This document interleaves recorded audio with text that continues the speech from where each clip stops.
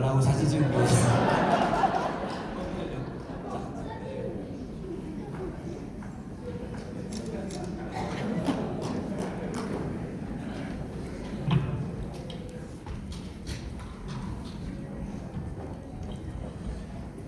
네, 안녕하세요.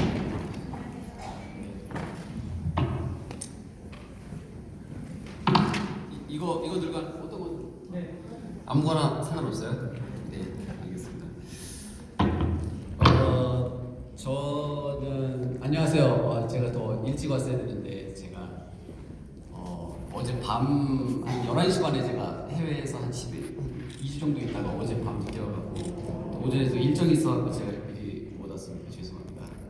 네, 사과드리겠습니다. 제가 방금 전에 여기 들어왔는데요. 우리 정유선 검사님께서 저 처음에 저 보시고 나서 뭐라고 말씀하셨냐면 이 검찰청에 이런 일로 오게 돼서 축하드린다고 이렇게 말씀하셨어요. 그래서 제가 처음 왔는데 어쨌든 그 이야기를 듣는 순간 제가 축하받아야 된다는 사실을 그때 깨닫게 됐습니다. 감사합니다. 네. 제목이 알매에서 살무인데 제목만 보면 상당히 뭔가 그래서 제가 어제 우리 담당 집사님께서 저에게 타임테이블 하나 보내주셨는데 거기에 제목이 알매에서 살무로라고 딱 나와 있었어요. 그거를 제가 딱 보는 순간 약간 좀 부담이 됐습니다. 왜냐하면 알매에서 살무로라는 제목이 딱 있으니까 뭔가 마치 의미 있는 메시지를 전해야 될 것 같은 그런 생각이 들어서 하지만 이 알매에서 살무 저는 원래 보통 가끔 간증을 할 때가 있는데 특강이나 그때 제목을 특별히 정하지 않거든요. 왜냐하면 제가 무슨 말을 할지 몰랐어요. 특히 여기에 계신 분들은 특히 더군다나 어떤 상황을 아주 논리적으로 간단 명료하게 전달하는 능력이 계신 분들인데 저는 운동을 했잖아요. 그래서 운동선수의 최대의 단점은 생각은 있으나 그것을 말로 표현하지 못하는 게 있습니다. 그래서 상당히 이 알매에서 살무로라는 제목은 제가 성경을 읽을 때마다 하나님께서 저에게 주시는 메시지가 있고 크리스찬은 어떤 마음으로 어떤 언행으로 살아야 되는구나 라는 사실을 계속해서 머리로서는 알고 있는데 저의 삶이 머리로서 아는 그 알미 삶까지 이어지지 못하는 제 삶을 보면서 나의 삶이 아는 것에서 이제 그 전에 제가 하나님을 믿지 않았다가 2001년도에 하나님을 믿고 나서 하나님을 아는 것이 얼마나 중요한가라고 생각했고 하나님을 알기 위해서 성경 공부도 하고 많이 노력을 했지만 정작 아는 것보다 더 중요한 것은 아는 대로 살아내는 것인데 왜 나는 뭐 그렇다고 많이 알지는 못하지만 약간 아는 그 암대로 하나님께서 예수님께서 나에게 가르쳐 주신 대로 왜 나는 살지 못할까라는 생각이 제 마음속에 있었습니다. 그래서 이제는 아는 것에 그치지 않고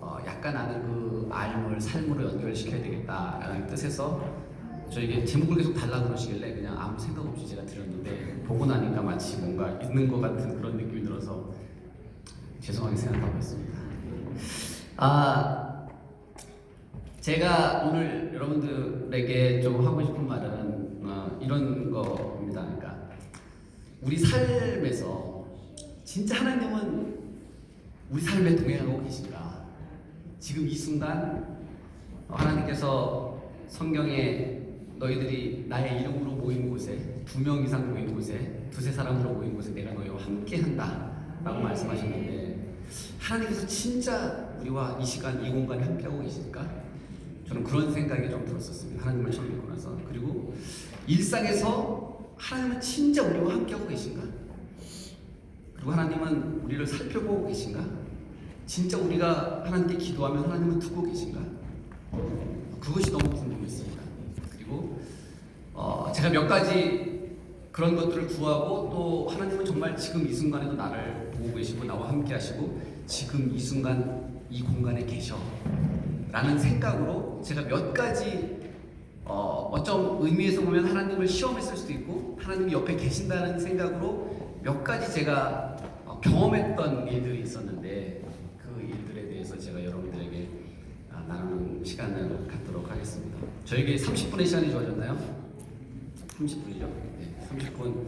아까 여기 보니까 11시 30분인데 지금 2시니까 이미 2시간 반 지났는데 여러분 집중력 괜찮으세요? 아무리 집중력이 좋아도 5분 넘기가 쉽지 않은데 아무튼 제가 최대한 짧게 하도록 하겠습니다. 제가 하나님을 믿고 나서 이 스토리는 기니까 제가 그냥 패스하고요. 하나님을 믿고 나서 저에게는 꿈이 하나 있었는데 저는 유럽에서 선수 생활을 하고 싶었어요.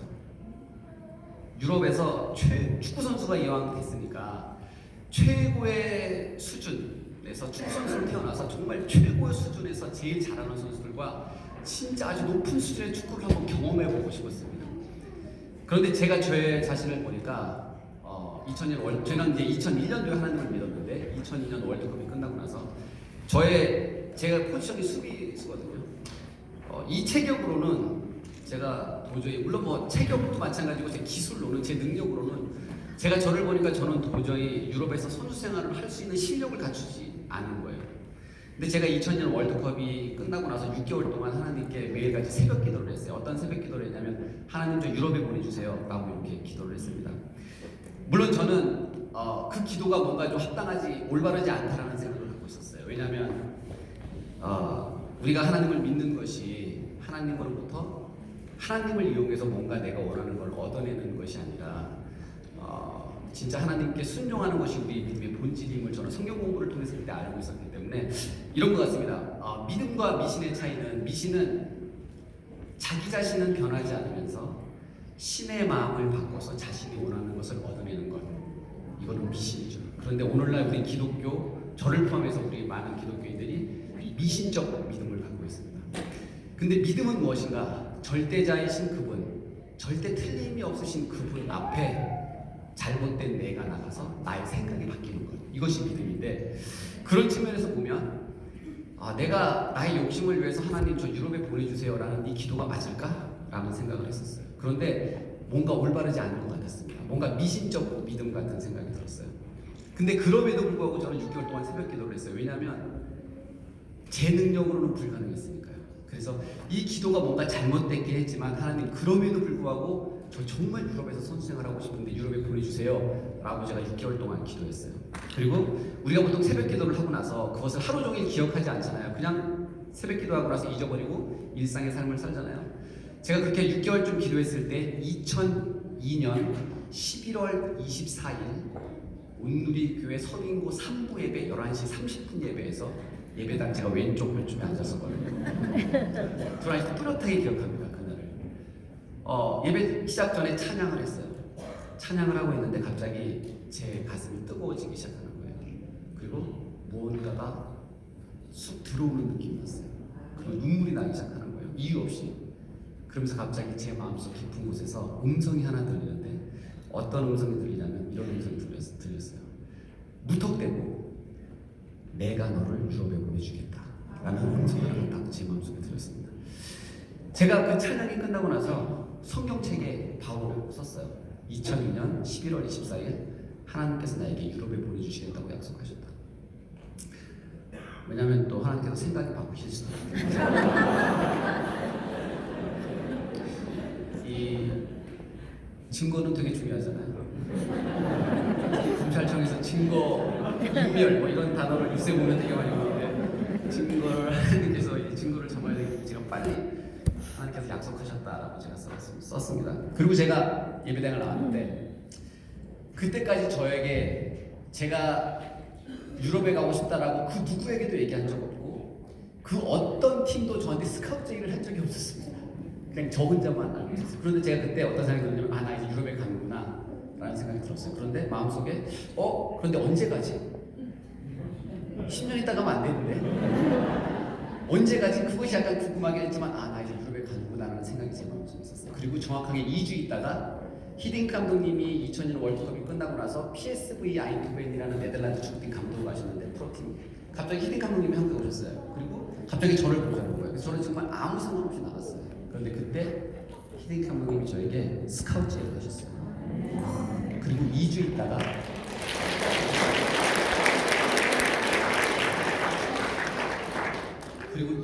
있다가 제가 2주 있다가 히딩 감독님이 저를 불렀고 스카우트를 하셨고 또 거기서 2주 있다가 제가 사인하고 PSV 아인도벤이라는 팀에 제가 진출할 수 있게 됐어요.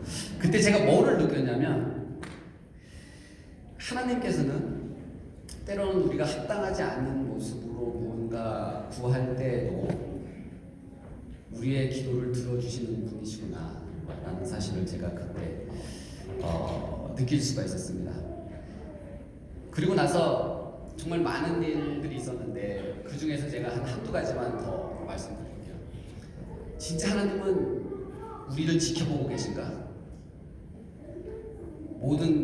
저는 잘 모르지만 법에 대해서는 잘 모르지만 모든 범죄는 다른 사람들이 모른다는 대전제에서 시작이 될 텐데 진짜 하나님은 우리를 살펴보고 계시고 우리와 함께하고 계신가?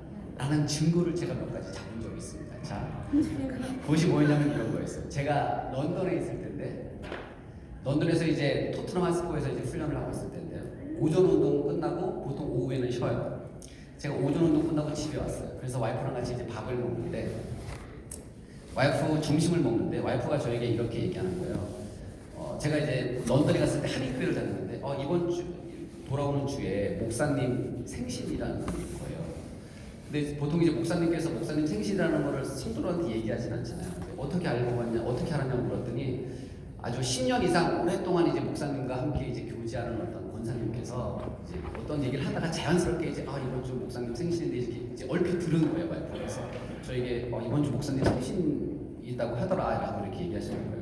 근데 제가 이제 만약에 못 들었으면 모르는데 혹시 이제 들었으니까 들었는데 그래도 뭔가 작은 선물이라도 해야 되지 않을까라는 생각이 제 마음속에 들었습니다. 그래서 와이프랑 밥 먹으면서 정말 아무 생각 없이 어떤 얘기를 했냐면 그래도 우리가 목사님 생신이니까 뭔가 작은 선물을 한번 해드리자. 뭐가 좋을까? 목사님이 뭐가 필요하실까라는 얘기를 막 하기 시작했어요. 그래서 제가 목사님 뭐 넥타이가 필요하실까? 양말이 필요하실까? 아니면 뭐 어떤 가방? 아니면 뭐 와이셔츠? 어떤 게 필요하실지 뭐 만년필? 막 이런 것들을 막 생각하고 있었어요. 근데 그러다가 이제 어떤 얘기가 나왔냐면 목사님 뭐가 필요하실지 막 고민하다가 밥 먹으면서 양복 이야기가 딱 나왔어요. 근데 양복 이야기가 나오는 순간 와이프랑 저랑 눈이 딱 마주쳤어요. 왜냐면 영국에서 양복은 맞춤밖에 없거든요. 특히 이제 그 얘기는 뭐냐면 엄청 비싸다는 얘기죠. 몇천 파운드인 거예요. 그래서 양복 얘기가 딱 나왔어요. 근데 이제 그때 이제 여러 개를 이제 막 해놓고 저희가 그때 당시에 어떤 얘기를 했냐면 목사님이 뭐가 필요한지 도저히 모르겠다. 그런데 성경에 보니까 중요한 일을 할 때 혹은 답을 모를 때 제비뽑기를 하더라고요. 그래서 와이프랑 저랑 어떻게 했냐면 메모지를 갖고 와서 저희가 나왔던 걸 다 적었어요. 양복 뭐 해갖고 뭐 넥타이부터 해갖고 가방, 양말, 와이셔츠 펜 다 적었어요. 물론 이제 양복을 적고 싶진 않았는데 적었습니다. 왜냐면 그렇게 많은 것 중에서 양복이 나올 가능성 뭐 그렇게 많지 않아요. 그래서 저희가 이런 기도를 했어요. 하나님, 저희는 목사님께서 뭐가 필요한지 모르겠는데 목사님께서 필요한 것을 우리가 뽑고 또 그것을 선물할 수 있게 해주세요라는 기도를 했어요. 그러고 나서 우리가 똑같은 종이를 갖고 나서 종이에다가 그걸 적고 봉지 하나를 갖고 와서 그 안에다 넣었어요. 그리고 섞었어요. 섞으면서 이제 와이프가 들고 있고 와이프가 그 봉투를 들고 있고 제가 이제 섞으면서 이제 뭐라고 얘기했냐면 설마 양복 나오는 건 아니겠지? 그래서 와이프가 뭐라고 얘기하냐면 아이 그럼 이렇게 얘기하는 거야. 많은 것 중에서 양복 나오겠어 이렇게 얘기하는 제가 섞어서 딱 뽑았어요. 양복이 딱 나온 거예요. 근데 그 순간 제가 어떻게 반응했냐면 뽑는 순간 이건 말도 안 돼서 다시 넣었어요. 그래서 제가 어떻게 얘기했냐면 와이프 보고 이건 말도 안 돼. 와이프 보고 다시 뽑아 라고 얘기했어요. 근데 와이프가 뭐라고 반응하냐면 그렇지 하면서 잘못했어요. 근데 중요한 건 와이프는요 저보다 더 많이 돌리더라고요. 어찌됐든 그래서 제가 이건 말도 안 돼, 이건 아니야 라고 얘기하고 다시 이제 넣고 제가 와이프 보고 이거 와이프가 다시 뽑으라고. 그러니까 와이프가 그렇지 하면서 다시 본인이 이제 뽑는 거예요. 그리고 되게 많이 돌리고 나서 딱 뽑았어요. 다시 딱 뽑았는데 양복이 되시더라고요. 근데 제가 그 순간, 그 전까지는 약간 농담반 진담반 같은 거였어요. 성경에서 분명히 우리에게 이야기하신 아간의 범죄를 드러날 때도 그런 방법을 쓰셨고, 분명히 하나님께서 우리 삶에 함께하고 계시면서, 그리고 저는 그것을 머리로 이해하고 있으면서도 또 한편으로는 그것을 의심하고 있는 저. 그런데 제가 그것을 2번 연속으로 뽑는 순간, 아, 이것은 뭔가 있겠다라는 생각이 갑자기 들었어요. 그때부터는 장난이 아니었어요. 그러고 나서 제가 그때, 아, 목사님 양복을 해드려야 되겠구나 라는 생각으로 목사님한테 연락을 해서 이제 식사를 하자고 해서 목사님을 이제 시대로 초대했고, 제가 이제 양복을 해드렸죠. 물론 이제 목사님 처음에 제가 말씀하시니까 괜찮다고 막 사양하시죠. 제가 잘 설명을 해드리고 저는 이제 양복을 해드렸어요. 그리고 나서 한 4주 정도가 지났는데, 제가 우연찮게 다른 권사님을 통해서 어떤 걸 알게 되냐면, 목사님께서 지난 10년간 겨울 양복 하나도 못 입으셨대요. 왜냐면 목사님의 그 월급, 그리고 아이들을 교육시켜야 하는 문제 때문에 목사님이 양복을 살 수 있는 그런 어떤 게 없었던 거예요. 그런데 저는 그것을 전혀 눈치를 못했냐면, 겨울에는 양복을 입고 하시지만 여름에는 보통 이제 더우니까 와이셔츠만 입고 이제 말씀을 전하시기도 하고 그러셨기 때문에 목사님께서 양복이 한 벌 있다는 건 저는 눈치도 채지 못했어요. 그런데 목사님께서 어떤 말씀을 하시는 나중에 여름에 어떤 자리에서는 필히 양복을 입어야 되는 자리가 있었는데, 근데 그때 겨울 양복, 아주 낡은 겨울 양복 하나 때문에 되게 곤란한 점이 많았다는 말씀을 하시는 거예요. 그리고 또 무슨 말씀을 하시냐면, 제가 목사님을 모시고 양복점에 딱 들어가는 순간 목사님 머리에서 갑자기 어떤 생각이 떠올랐냐면, 아, 이거 하나님이 주시는구나 라는 생각이 머릿속에서 번뜩 떠올랐더라고요. 제가 양복을 해드리고 집에 와서 곰곰이 생각해봤습니다. 저희가 적었던 종이가 8개였어요. 그리고 8개의 종이에서 양복이 2번 연속으로 뽑힐 확률은 1.56%예요. 수학적으로 1.56%라는 것을 찾아냈습니다. 그것은 어떤 거냐면, 100개의 공이 있는데 그 중에서 99개의 흰 공이 있고 한두